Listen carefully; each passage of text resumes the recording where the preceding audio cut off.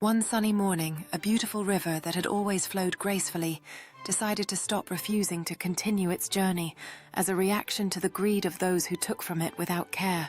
In the nearby village, life revolved around the river. Families depended on it for water, food, and connection, yet their disregard for its well-being led them to take more than they needed. As the river's flow diminished, the creatures within it suffered.